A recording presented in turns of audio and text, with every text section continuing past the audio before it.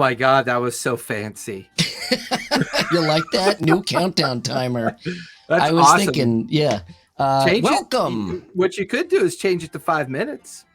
That's true. I could do that too. Yeah. Yeah, that would be awesome. I love the music and the colors, and my God, you're a master creator, man. I know, really. I might quit everything and just do countdown timers for a living. Welcome to episode 11 of Lawfully Chaotic. Brian Weiss here with my co-host Jason Baldrick from TTRPG Academy. And we have a special guest. And a special guest, yes. A sleeping gnome. Yeah, a sleeping lawn gnome. What is your son's name? Sebastian. Sebastian. I love that name. Yeah. Sounds like a gnome name.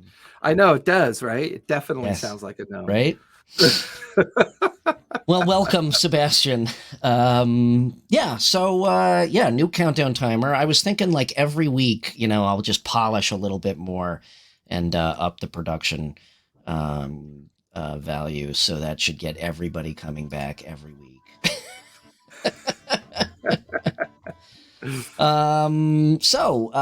Announcements, pretty much the same as last time. Been working on a lot of brands for some small businesses in the space, the gaming space. Working on a special project for a special client. I still can't divulge too much. Yes. One might say it could be considered quite special. It's a critical project. It's a very critical project.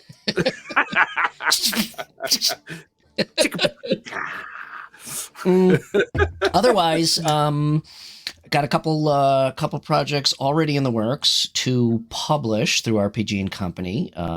Jason's brilliant idea was to that was a lot of fun having that conversation. It was a lot of fun.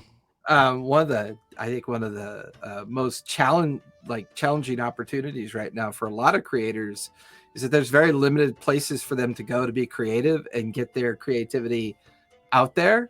And then that very in-depth conversation about IP licensing was an interesting conversation to have because it takes us down an avenue that most people try to avoid. It was, so we, right. It was funny because we finished the show, quit the broadcast, and then talked for an hour about that stuff, and it was this should be a freaking show. So I'll give you the choice. I really don't have a topic tonight. I was thinking, we could talk about NPCs. NPCs are cool, right? Everybody loves, the shopping. An NPC can be in any gaming system too. It's just exactly. Character. Or we could just rehash our exact conversation after behind the scenes about IP licensing and Wizards. Well, I don't know if it's even a rehash because we didn't know a lot about even what we were talking about. I mean, I think one of the fun parts about creator discovery is you go down the avenue of looking at all the different creative spaces that people are using, and you begin to kind of wonder, okay, how did, was it Bitly? That's one place.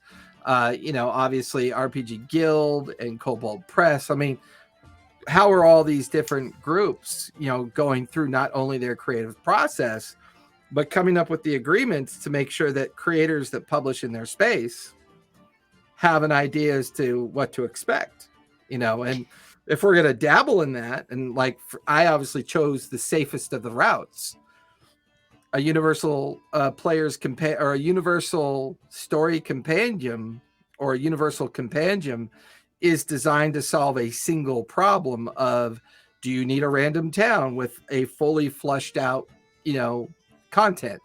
Cool. I'm not going to use any of the mechanics in it, right? So it's going to be like the person who runs the town, some of the shops, the people that run the shops, and, some lore behind the town. I don't have to dabble in that more sensitive spot that we were talking about in regards to your custom cards and your custom books. Right, which is what I'm doing. So I need to change, it'll be musculature and agility and health and smarts. Ball of fire spell. Yeah. There is not there's not a you had a based on discussion. Hey, Jeff Henderson, nice. Thank you for joining us. Yes, we did have a based on discussion and you missed it. Actually, you would have loved that discussion because it's a lot of the stuff that we talked about. So I guess we are going down this rabbit hole. We'll talk about Might NPCs as well. later. I mean, because I think it does definitely go into our narrative in regards to the creative space, regardless of what game you're actually playing. It you know, it's still it still meets that kind of expectation. Yes, very much. So as long as we're going down this, I will preface it by saying we were talking about in regards to RPG and Company becoming a kind of a publishing house, if you will. The easiest correlation or analogy would be DM's Guild. And what Jason was saying, what we talked about was that a lot of times it is very difficult for creators to find a place to really, with a proper production quality, get their content out there. I mean, not to kind of go a little wider scale on that. Also, just to have a conversation about their process, just to be able to reach out to someone and say, hey, I've got great ideas and I'm really good at organizing, or I'm really good at presenting these conceptual ideas, but I don't have any kind of like Photoshop skill or creative skill within certain layers of the idea I'd like to present. But it's basically packaging it up into a saleable form. Yeah. Without it breaking the bank and giving away their personal IP of content. Okay, now there is the key. Right. Yes, there is the key. More so than the cost, I would say, is the IP concern. And that's where our conversation went, was DM's Guild not being real favorable to creators, because they basically own your IP. And as a creator, if you don't know, I will tell you, as a creator, your IP, your intellectual property, what you create, is valuable, and you don't ever want to give that away. All right, unless there's a 6-figure contract. There's a commiserate reason to see valuation. Once you've established a valuation in the relationship, and a valuation in the process, and everybody's gaining or earning and having a respectable return on their efforts, there you go. But I'm not a fan of just, okay, so if I give you this, I get half of whatever you make off your platform. Yes. I think we both agree that, and I don't want to bash anything or anybody, but I'm 3/4 of the way through my craft beer, so as soon as I get juiced up a little more, I'll just I think it's safe to say neither of us are fans of DM's Guild, and I think the reason is, my guess, the reason we stipulated that DM's Guild came about is because, given the community, Wizards of the Coast, there we go, now the beer's kicking in. Wizards of the Coast probably got, and still gets, about 7.5 million requests for publishing content a week. So my guess is that before, how old is DM's Guild? How long has it been around? Do you know? Long time, and it's part of multi-tiered platform too. Yeah. So it's integrated into like a multifaceted platform of tools available for a lot of different folks out there. So arguably, it was here before this big resurgence of D&D and Critical Role and COVID and remote play and all this jazz. So my guess is that they set it up so they did not have to answer every single request for publishing from every, outer rim publisher, as just a catch-all kind of destination to lead people to. There's also what was the other one? Refresh my memory. Kobold Press. No. The other, remember the chart DMs Guild, and there was a chart what is it? Open source. Open source licensing, open gaming license or something like that. Right. Now that was a little more open, but when you read into it, very limited in what you can do with Forgotten Realms specifically, which is the bulk of the content that is published by Wizards. So long story short, it's kind of a catch-22 because there is not a really good outlet for content creators to publish under the licensing of Wizards of the Coast. Contacting Wizards of the Coast is next to impossible. I've tried. Okay. Yeah. But as a more serious content publisher, hey Adam, nice to join us. Thank you. Not much. We're having a conversation about IP and creative space, the tiny creator space that us creators find ourselves in.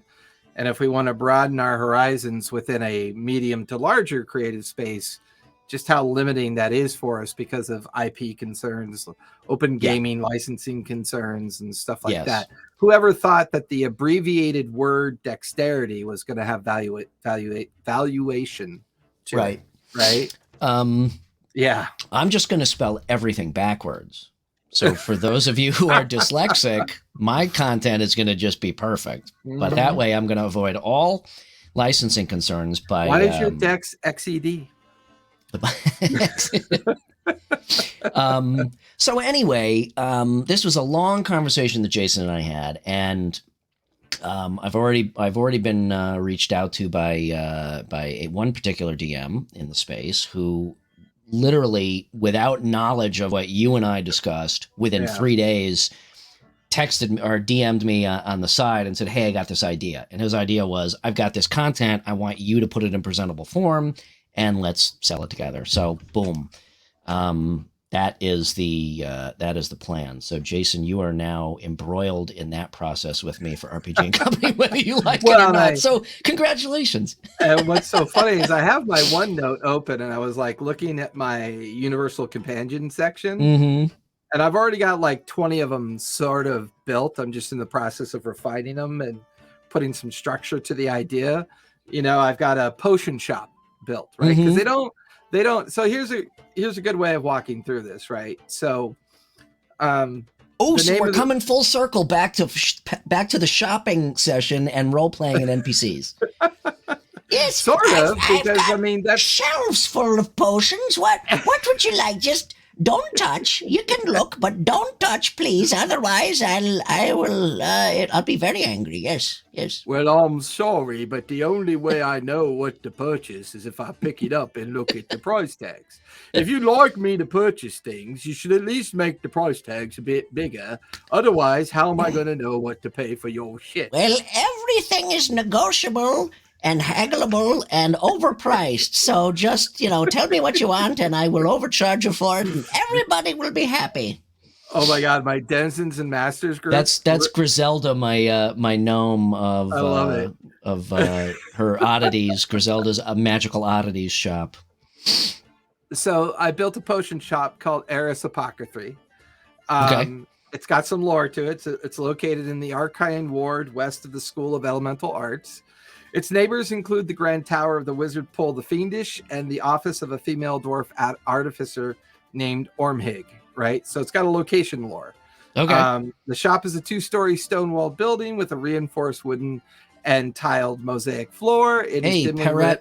Paradox Talks. Welcome. Paradox Talks. Yes, welcome. Good to see you back.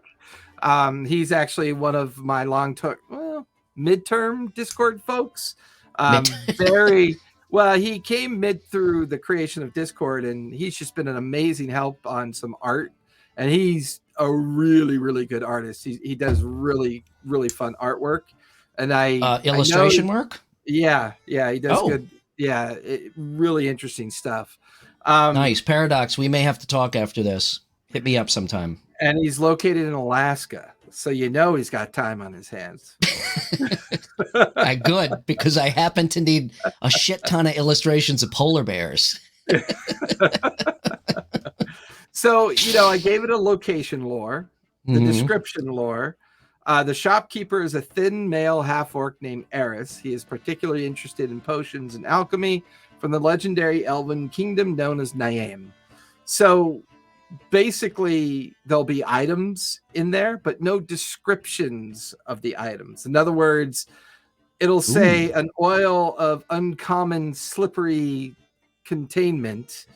The thin green potion smells like urine. It doesn't define specifically what it is, right? So I've been playing with the idea based on some of the insight you gave me from your challenges you were having with magic items and stuff like that. But I also built a thing called the Manor of Madness. And it is a quick run through of a low level consideration of an adventure. But once again, I avoided any IP mechanics related to naming convention and licensing convention. So it's a general description without things like armor class and hit points and stuff like that. It's content conceptual that should allow the GM to plug in the more narrative and more mechanical points. See, you and I have a very different approach to content. Hold that thought, though. That the Manor of Madness, that makes me think. I don't remember where. I don't remember if it's LA or San Diego or somewhere in between. But do you remember that house that was owned by some rich couple or some rich broad, and they just kept adding and adding and adding over the years, room after room, and there were stairways that went up into the ceiling, doors that opened up into nothing. I forgot what that house is called, but for some reason that popped into my head. Was it? What is it? Not Helmsworth, or whatever her name was. You might be thinking of Hearst Castle. No, it's not Hearst Castle. It's pretty bizarre. No. It's not Hearst Castle. Okay. It's somewhere in LA or San Diego or in between. I can't remember where. The Winchester House. Thank you. Thanks, That's Paradox. it. Yes. Thank you, Paradox. I don't know why, and I don't know what the point of this was, but it just popped in my head when you said Manor of Madness is like, this weird fucking haunted house, and you go up a stairway and it goes to the ceiling and that type of shit. So I built the 6-room dungeon, because the dungeon underneath the manor, right? The first room is described as a mysterious, unnaturally heavy blade on a pedestal table, right? So no mechanic reference yet, right? But I also included a possible NPC that goes by the name of Byrail Suthras, and then just some basic lore and background about her, and then I created a random chart of possible encounters: a noble, a succubus, a couple knights, a priest, a vampiric entity, a priest, a corpse, right? So generic labels. Then I did a regional map, and then did a little lore for the regional map. And then I did some rumors that tie back into the lore of the regional map and then to the Manor of Madness. And then did some thematic structure around the whole thing. And I'm currently in the process of refining it so that basically it's a universal compendium called the Manor of Madness. Okay. And it's designed to give you the ability to look at it and look for IP violation. That way we can both come to an agreement on what our perspective ideas of IP violation is. Because when you look at the hardened work that you do for magical items, and if you haven't seen it, I highly recommend you follow Brian on Instagram. They're really cool artworks, very well illustrated, super creative, but once again, all fully under licensing. So is +3 is an invisibility potion a licensed concern? So, and I've asked and it's interesting that you're the way you approach it, and that's why I said we have two different approaches to content creation. You basically keep it open source, so you're pretty much covered. Isn't AC under the open game license? Now, we looked at there is an actual chart. There's OGC, open source. Yep. there's open source content, and then there's DM's Guild, and there are do's and don'ts for each one. But it always begs the question: is AC open source? Is Armor class open source? Is the idea of the combined two of them in a mechanic reference the closed source, right? So yes, if you, I mean, well, for that matter, is the word fireball. I mean, that is arguably now in all of. Okay, so for instance, in all of the 30, as a Paradox says, as a paralegal, I'll check the case on that. Thank you. So one of my OG buddies, actually Jeff knows immediately who I'm talking about, J.S. Anderson there. Yeah. He was an attorney for many years, and we've had this conversation many times. And if I'm not mistaken, what Paul told me last time was that even if it is just a snippet of text, okay, so with the context there, even if there are no proper names per se, if you take snippets of text, which is a spell description or your basic short paragraph of what something does, that falls under licensing, because that as a whole is language that falls under the licensing. Well, and so here's a couple points we could add to that, right? So one is in Tailspire, they don't call the tieflings tiefling. They call them half devils. Well, it's like Hobbit and Halfling. You can't use tiefling. You can't use Hobbit, because Hobbit is licensed by the token estate. Yep. Right? Mm-hmm. But if you use the term half demon, right, that's not a contextual term. You can literally find that in the Bible. Yeah. Right? So if you say a half demon is using a potion of invisibility, contextually, are you actually really violating anything at that point? Probably not. Right? Well, I mean, and again, it's debatable. Potion of invisibility is debatable, even though those are just words. There's a potion of invisibility and it was a cloak of invisibility in Harry Potter. There's potions of invisibility everywhere. You can go into Aesop's fables, and you can go into apothecary writings from the 12th and 13th century and debate all you want about context. Yeah.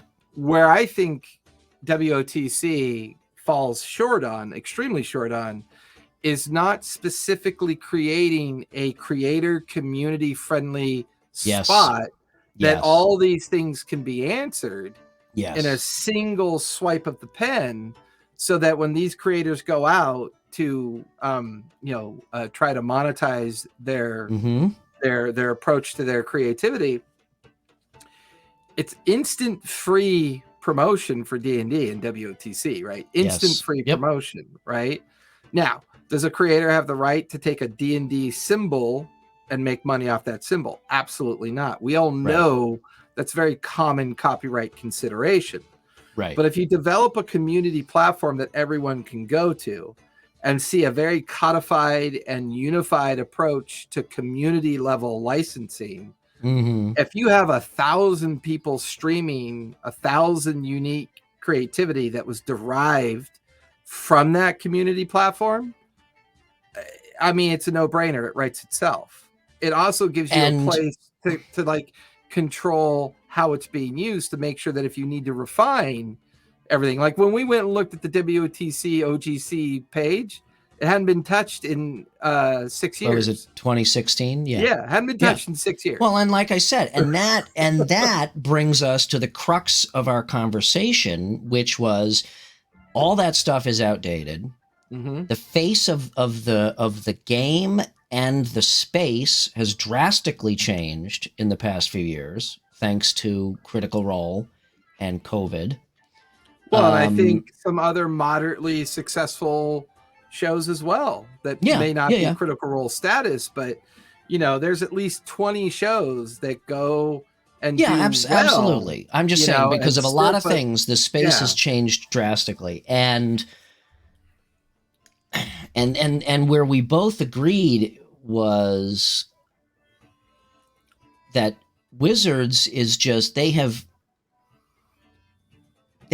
really missed the boat in a lot of ways. Mm-hmm. In a lot of ways. Which is not uncommon for very bloated corporate structures. You're exactly. And it is very apparent that they are underneath a corporate umbrella. Otherwise, they would have already swallowed up D&D Beyond. Okay. They would have already swallowed up Roll20. We've talked about this. My buddies and I have talked about this ad nauseum.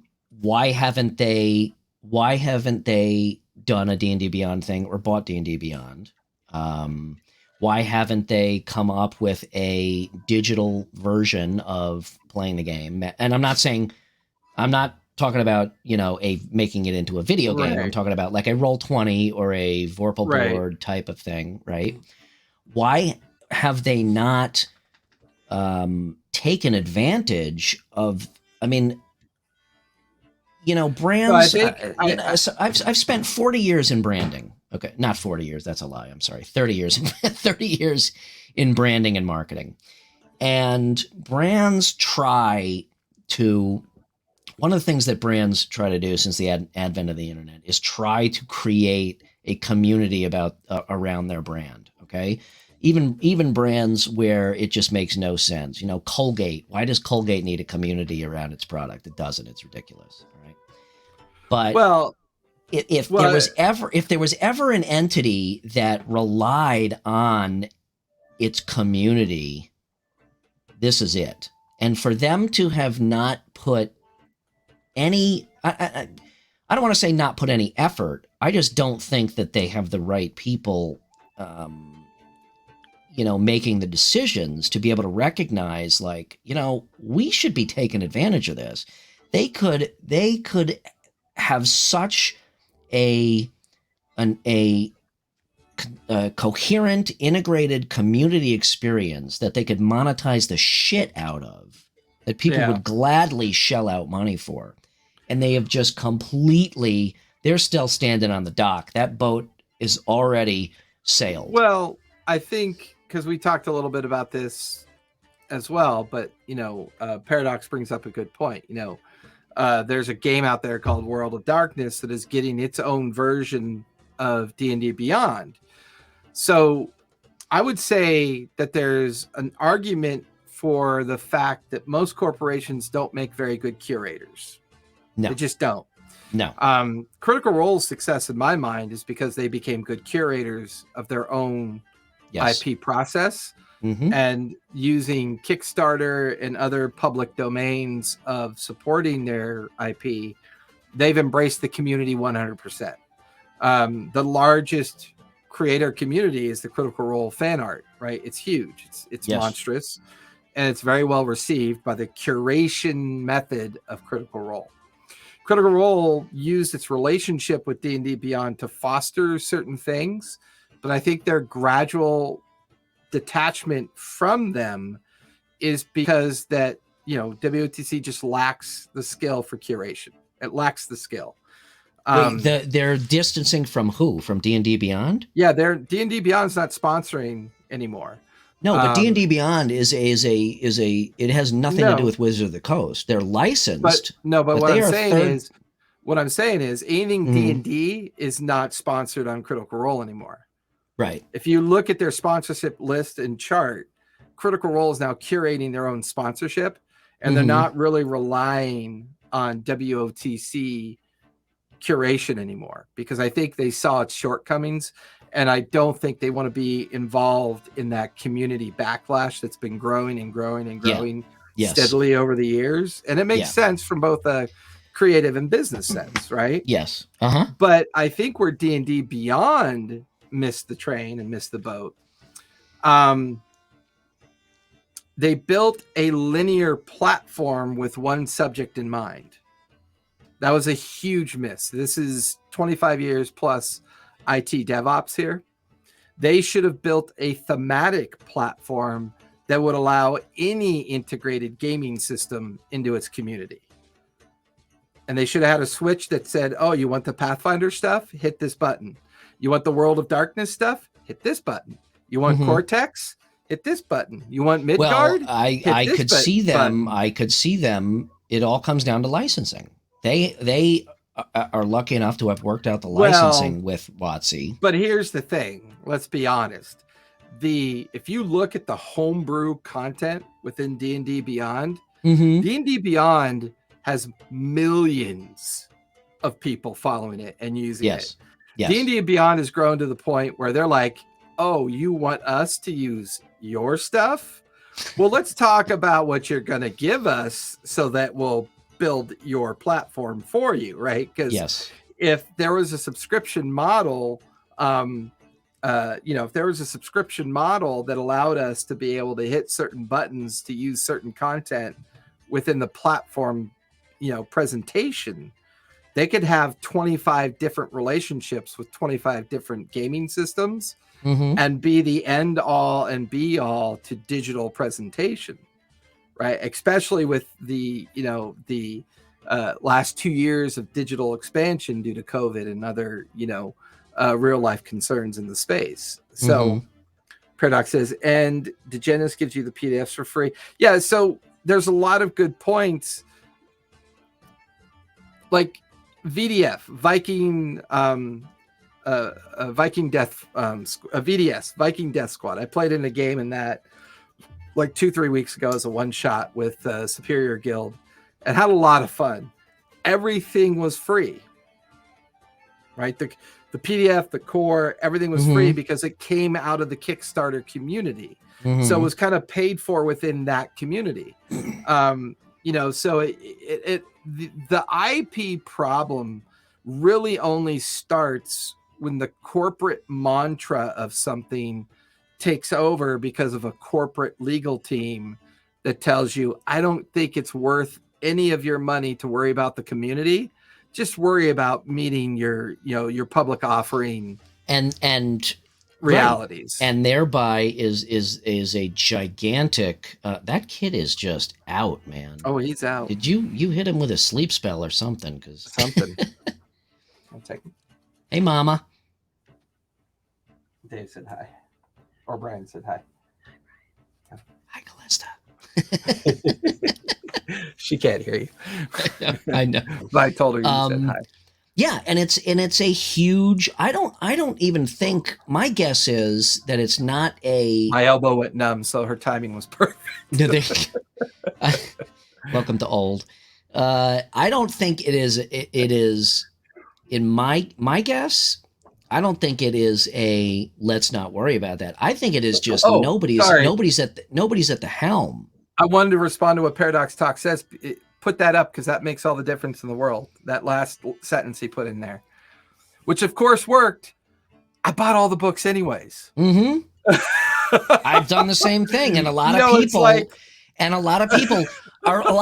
are like, well, God, how come I got to pay D&D Beyond to get the digital version? You should get it for free when you buy the hard copy. And I started out that way too, until you realize they have nothing to do with Wizards of the Coast. Yeah, you know what's funny? I could see D&D Beyond buying WotC at this point rather than the other way around. If D&D Beyond got their shit together and sought financing to build an actual IT team that knew what they were doing, which is why I think a lot of there was a huge shift at the D&D Beyond team, and I think a lot of that had to do with WotC relationship, and that it also had a lot to do with the fact that if you don't openly create a transparent conversation around the complexity of IT development, you're out of your mind.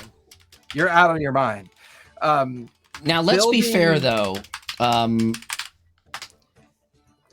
Let's be fair. D&D Beyond's product is for what it does, its functionality is pretty much flawless. There is very little I could take you down some rabbit hole. I could take you down some. Okay, well, you're an IT guy, so you know what? From an average user standpoint, it is pretty fucking seamless.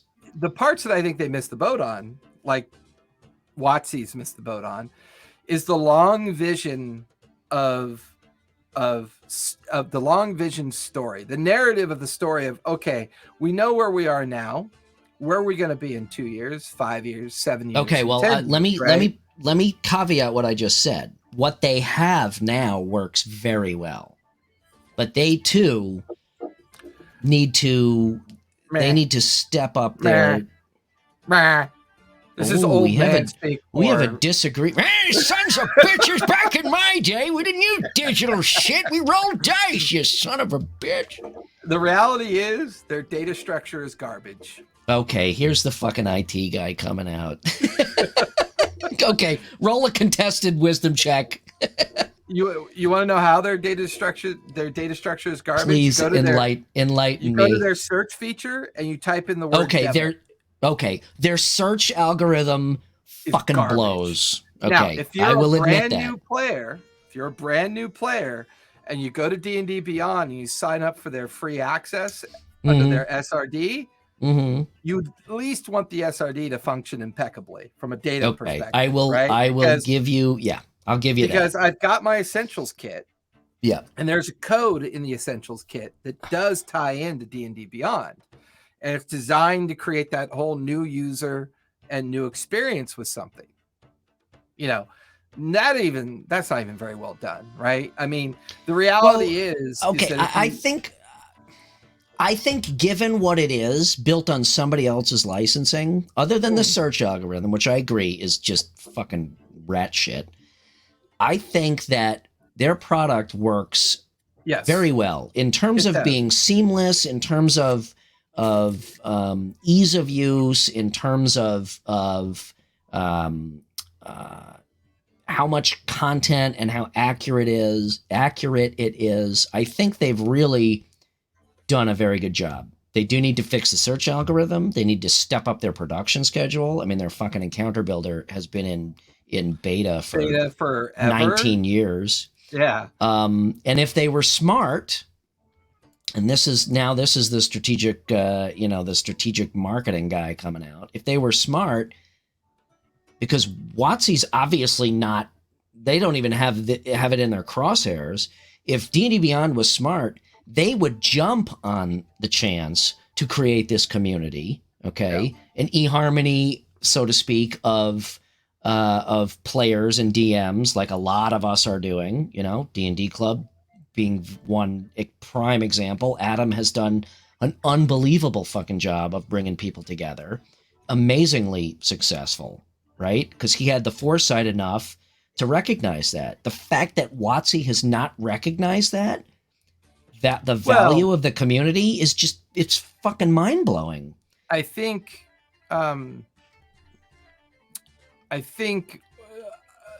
once again, I think the real challenge that WotC has is get out of the corporate structure, get away from Hasbro. Yes. Develop a new way of coexisting with a community that's never going to go away, because with the digital advents, the community advents, the Kickstarter advents, and everything around this, it's basically, you've got to come up with a new way of engagement, curation, development that is outside this normal corporate model that doesn't really work anymore. I would agree, but I don't think it's some mystery formula. I think if somebody could the way I see it, and well, I see it. Back in my day, we had two cough syrups. We had urine and we had alcohol. And you drank both with equal anticipation, motherfucker. When I was little girl in Russia, we had only one cereal, one milk, one diapers, not all fucking 20 brands. We had only one. I can make fun of that because my wife is originally from the Soviet Union. She's Ukrainian, but originally when Ukraine was in the Soviet Union. So that's a whole nother show based on that political hotspot. But anyway, no shit. No, I think when somebody finally realizes that you take what D&D Beyond has, which is the mechanics of the game, you combine that with what Roll20 has, which is a playable, mapping and actual play thing, but better than Roll20 because it's buggy as shit. And then you wrap that up in the whole community aspect. I mean, it's a fucking gold mine. The fact that nobody has realized this yet is just blows my fucking mind. Well, there's a very well documented historical case of failure related to this.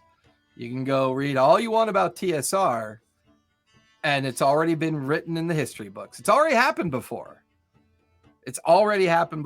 So, how so? Well, TSR had the same problem with the creative community. They had the exact same problem. Difference. Enlighten me because they were sending the connectedness and the digital aspect completely changes. Well, yeah, but that's just a tool. That's just a tool in a toolbox.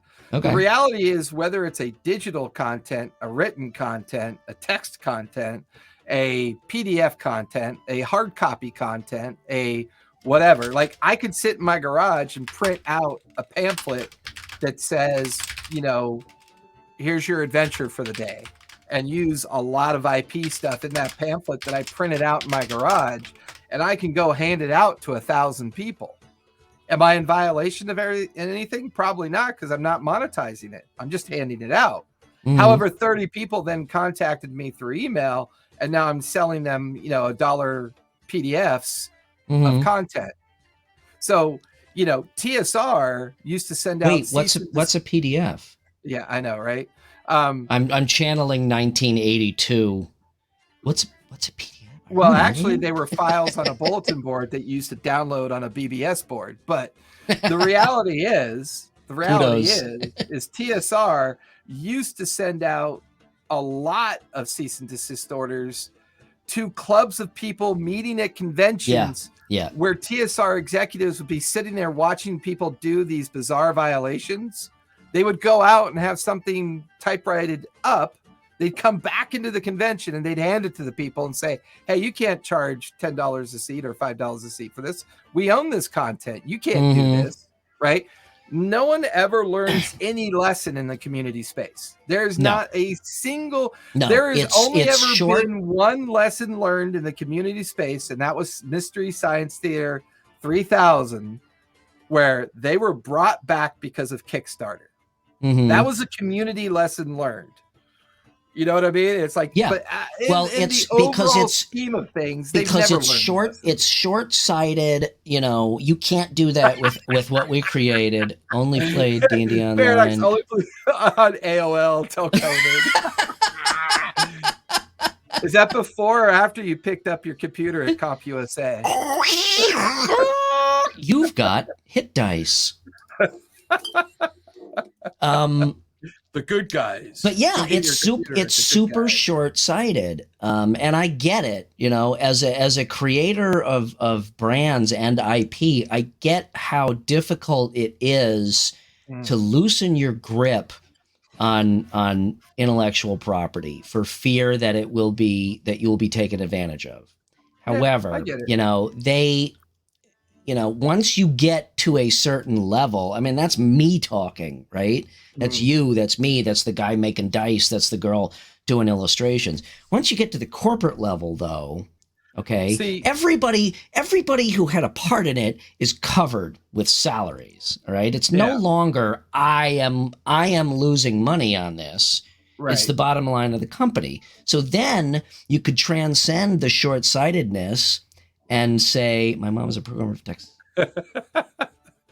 As long as it wasn't one of them Packard bells. Tell you what, them Packard bells, I use them underneath my couch legs and my couch cushions to make me a better couch.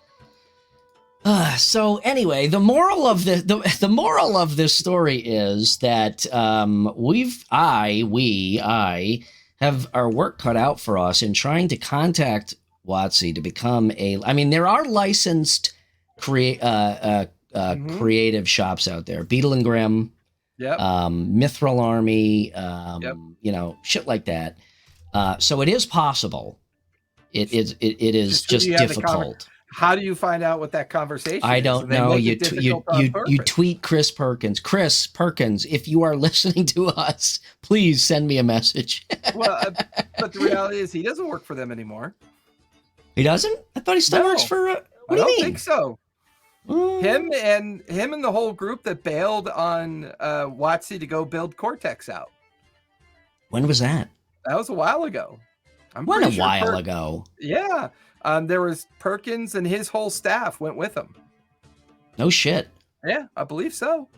And there was a whole. I gotta get back to reading my fucking Twitter feed. Apparently. Yeah. Well, I mean, I mostly read it through the social, like the social narratives, not necessarily the Twitter feed, but like, But yeah, they went through a whole kind of transition over at WotC. That's another thing. They. Well, yeah. That's a good example. Of that may be TSR was one of the most litigious outfits in history. So that could very well be the case. Yeah. Because Mr. Gygax had only one monetized stream. He knew he could never make the millions off of the books themselves. He knew that was always just a kind of like a slow growth program. Where he made all the money was licensing. Yeah. And here's the perfect example. Look at fucking, what's his face? Look at George Lucas. Well, he had the foresight to realize it wasn't about the movies. It was about the fucking toy licensing. Well, the lunchboxes, right. But here's a good example of WotC kind of recreating history. They're going, they are licensing everything now. 4D for all the like miniatures and stuff. Have you seen those garbage metal miniatures in Walmart that they did for a while? Yeah, they were doing little 6-pack miniatures at Walmart that were so poorly made, you couldn't even tell what a troll, an orc, or a half, or you couldn't tell what they were. They were complete, utter licensed garbage. And that's exactly the kind of community blowback that TSR used to get. Yeah, right. Spaceballs the t-shirt. So wait, was this license stuff was third party that had a licensing agreement? Yep. WotC sells licensing agreements like crazy. They're just they're just as lucrative as they were to TSR. You go out in the Amazon space and you go out in the retail third party space. Yeah, but they don't make it easy to get in contact with whoever is in charge of that.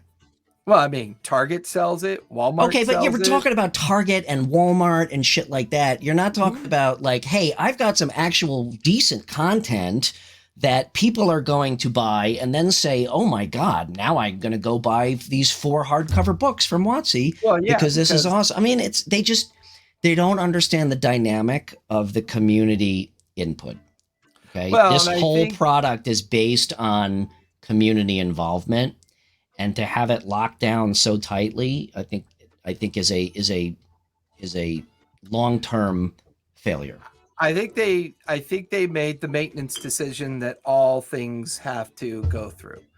I mean, there's an algorithm at banks and insurance companies that say, what is the valuation of this person? And are they worth the value of the effort?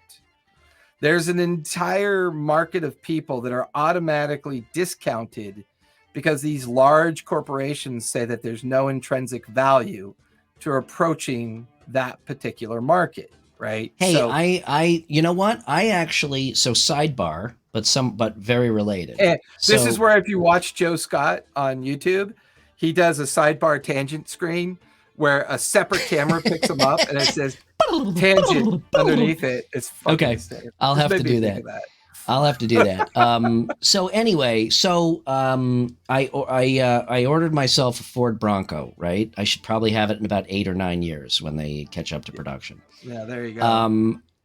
In that process, I was on all of the, the user forums, the Bronco groups and whatnot. And I'm like, oh shit, I'll just design some decals and whatnot for that community. And I spent a day doing a bunch of Ford related, Bronco related decals and shirts and whatnot. I utilized their logos, okay, but I did not change them. I utilized them in layouts for other stuff. Contacted Ford. To my surprise, they actually got back to me. Very, it's pretty amazing. It really is. and they said, we can't use it. Yada yada yada.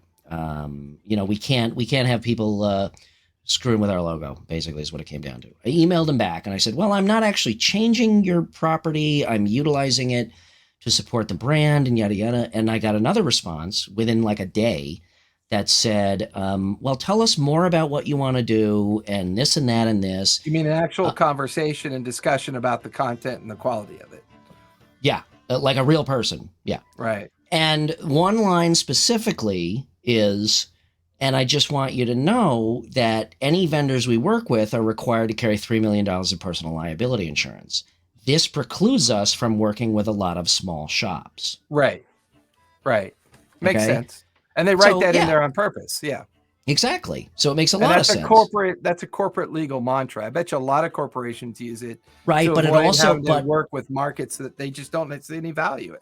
Exactly. But for people who are willing to pursue the process and who basically demonstrate themselves to be, of value. Okay. I mean, all they have to do is give permission to license. It's basically, it's passive income for them. Right.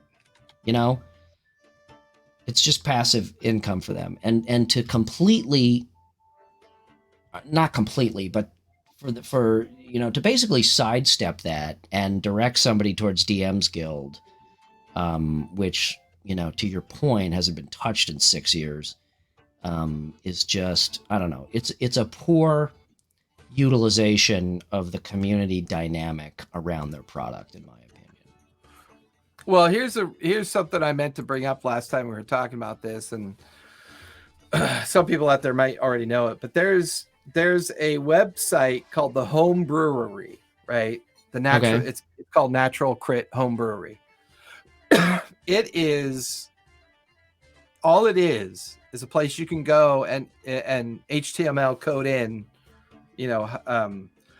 excuse me, your physical writing content, and it automatically puts it into a format that would be considered publishable format. So like borders, colorations, nothing licensed. And all they say is, hey, just attest that you created it in our platform, and that'll suffice. Mm-hmm. That'll be enough. That's because now what's happening is the community of communities is realizing they can only support each other. There's no way that the corporate community is ever going to take us seriously. Mm-hmm. They don't care about us. The one thing COVID should have taught all of us is corporations absolutely don't care about you. They don't, and they never will. As long as corporations in a legal system have the same rights as a human being, there's a fundamental flaw in that logic and that thinking, and it's got no moralistic value whatsoever. So the community has to solve this problem themselves. This community has got to build a community of communities that becomes so elevated and so large as its own community of space that it can't be ignored, that it has to be taken seriously, and that it has to be included in the conversation, that it has to be included in the conversational space. And to your earlier point, I think the digital transition and the digital reinvention of a game that was usually around the kitchen table is going to be the starting point of that new reality. Yeah, I would agree. I guess my surprise comes in the fact that they have not come to that realization yet. They will always come to a realization of profit. If there's no profit in it, they won't do it. Plain and simple. Yep. No profit, don't do it. Yeah, exactly. Exactly. We all have a dollar sign on our heads. Follow the money. And the level of that dollar sign determines our value, unfortunately. Follow the money. It's like it's like Free Guy. What's your level? We just leveled up. Yep. All right. Well, we're almost to the end. I actually have to bounce because I've got a 6:00 thing I got to get over to. All right. Well, that's good because I have to go to the bathroom. Oh, there you go. Yeah. Yeah. Welcome to the world of 50, where you pee every hour. On the hour, every hour. Okay. All right. Well, so this kind of this. Stop, please stop. Too late. Shit. Failed my Constitution save. Yeah, you failed your save. Yes. All right. You should have wore a little bit more density of absorption there, mate. I'm gonna have to start wearing my my Lawfully Chaotic Depends for these shows, or the Stadium Buddy or whatever the fuck it is. Okay. Well, anyway, so this kind of touched upon a little bit of what we talked about. Well, it touches upon the fact that community of communities. Yes. And what we're trying to accomplish here for the creative space of those smaller creators, a place where they can still maintain their IP, make a little side hustle money, and continue to grow a curative community space as opposed to this, monolithic corporate space. Yep. And I think that will always breed more friendships and more partnerships, and will always create a much more stable environment to practice our mental health and to create communities within communities in a more positive way. Very well said. I'm not going to follow up because that pretty much sums it up. So, the nexus of that came from Brian. The nexus of that. How about next week we talk about NPCs? How about next week we talk about all those NPCs that never get the credit they're due? All those bastards you find in shops selling you magic items and armor and crap. Been selling my finely crafted armor for well over 30 years. Aye, that's right. And to this day, no one ever remembers my name. They just remember me as Armor Guy, and I don't know. Right. That is why. I can't help it that I'm a highborn elf, and this is the way I talk. I talk through my nose, and I can't help it. I'm tall, therefore I have to look down on There you go. That is just a physical manifestation of the reality of myself. The perfect and elf I am trope. And I am a superior being because I am elf. That is true. All of the elven stereotypes in one. In one. So how about next week we talk about NPCs? Well, more importantly, we'll talk about NPCs in all games. Over but how it adds to the game to actually give them some personality and callbacks and what. We're playing Star Wars, D&D, and Marvel over at TTRPG Academy now. Oh wow! One of my awesome. favorite players in the world finally decided he wanted to, GM, but he wanted to do Marvel. So the rules haven't been kickstarted out yet, so they're behind schedule. So he's going to kick off the first one shot because we talked about themes. I said, well, if you just look at the DC core system of 5e and just use the core system, you can kind of get a game going. And so he started doing that. He's like, okay, cool. I'm going to get a Marvel game going, and we're going to play some superheroes. And awesome. his table filled up in like a couple days. So nice. Awesome. Yeah. Cool. Well, all right, guys. If you haven't already, go check out TTRPG Academy. Check out RPG and Company. Follow us both. And we'll see you next week. Thanks for joining us. Bye. Bye, everybody.